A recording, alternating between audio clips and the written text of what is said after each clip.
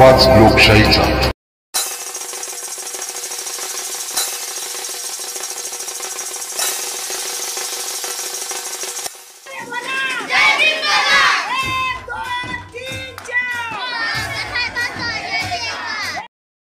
काल अळसंद येथे 133 भीम जयंती मोठ्या उत्साहात संपन्न करण्यात आली। यावेळी प्रमुख उपस्थिती लोकनियुक्त सरपंच अभिनंदन जाधव, अळसंद गावचे गणेश शेटे, पोलीस पाटील दिलीप संवाशे, चंद्रकांत खामकर, शंकर बनसोडे, माजी चेअरमन, माजी ग्रामपंचायत सदस्य स्वाती एकमे, तसेच सामाजिक कार्यकर्ता नितीन बनसोडे, महिला कार्यकर्ता संगीता बनसोडे। जयंतीनिमित्त लहान मुलांना त्यांनी पेन वाटप केले। यावेळी लोकनियुक्त सरपंच बोलताना म्हणाले, जयंती उत्सवामध्ये साजरी करतो, पण त्यांचे आचरण विचार या ठिकाणी प्रामुख्यानं आचरणात आले पाहिजे।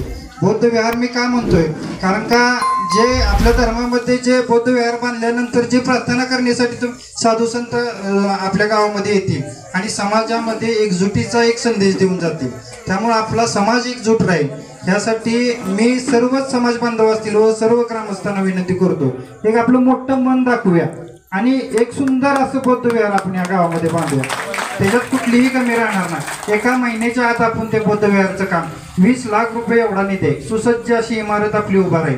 त्यामुळे माझी हात जोडून हेवे दावे सोडून आपण बौद्ध विहार बांधण्यासाठी पुढाकार घेऊन तुमच्या मदतीशिवाय ते बौद्ध विहार बांधलं जाणार नाही, कारण का ते फक्त जागेच्या अभावी आपलं ते काम थांबलंय। पुनश्च एकदा मी सर्व समाज बांधवांना मी डॉक्टर बाबासाहेब आंबेडकर जयंतीनिमित्त शुभेच्छा देतो आणि डॉक्टर बाबासाहेब आंबेडकरांना विनम्र अभिवादन करतो आणि थांबतो। त्यासाठी त्यांनी प्रयत्न केला, त्यासाठी मी पुन्हा एकदा त्यांना विनम्र अभिवादन करतो आणि थांबतो। त्यांनी जी घटना तयार केली आणि त्या घटनेमध्ये सर्वांना समान न्याय द्यायचा प्रयत्न केला। त्यांनी जीवनामध्ये अनेक लढे उभे केले। पूर्वी नवबुद्ध समाजाला पाणवट्यावर पाणी भरता येत नव्हतं, गावातून फिरता येत नव्हतं, प्रत्येक गोष्टीवर बंधनं होती। ही बंधनं माझ्या समाजातील लोकांची मुक्त करून त्यांना माणूस म्हणून जगता आलं पाहिजे, त्यांना सामाजिक न्याय मिळाला पाहिजे, ही लढाई आंबेडकरांनी लढली आणि ही लढून आपल्या देशाला घटना बहाल केली 1950 साली।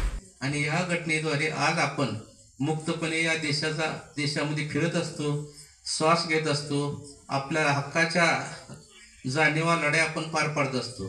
तर या ठिकाणी बाबासाहेब आंबेडकरांचा एक पुतळा उभारण्याचा संकल्प आपण केला पाहिजे आणि हे काम या सर्व तरुणांनी हातात घेतलं पाहिजे।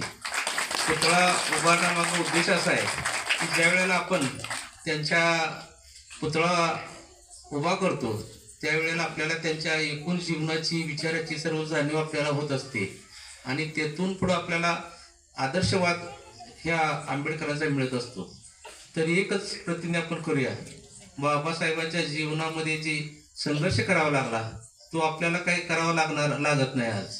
आणि म्हणून आज परत एक वेळा मी आव्हान करतो, आज या देशाची घटना आज धोक्यामध्ये आहे आणि ही घटना वाचवण्यासाठी सर्व माणसांनी आपलं मतदान करून सक्षम सरकार या देशाला द्यायचा प्रयत्न करूया, एवढा संकल्प करूया।